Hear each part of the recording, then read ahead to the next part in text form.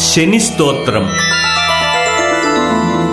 ॐ नमः कृष्णाय नीलाय शितिकण्ठनिभाय च नमः कालाग्निरूपाय कृतान्ताय च वै नमः।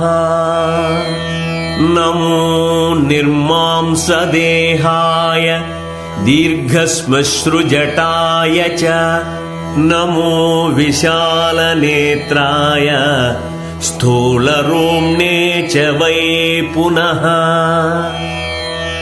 नमो दीर्घाय शुष्काय कालदंष्ट्र नमोऽस्तु ते। नमोऽस्तु कोटराक्षाय दुर्निरीक्षाय वै नमः। नमो नीलमधुकाय नीलोत्पलनिभाय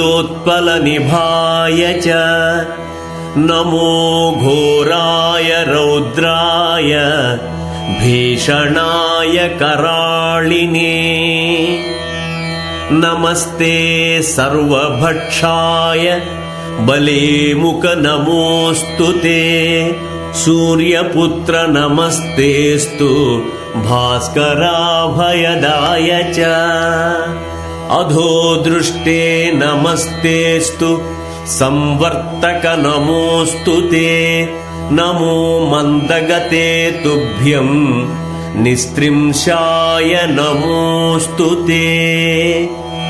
तपसा दग्धदेहाय नित्यं योगरताय च नमो नित्यं क्षुधार्ताय अतृप्ता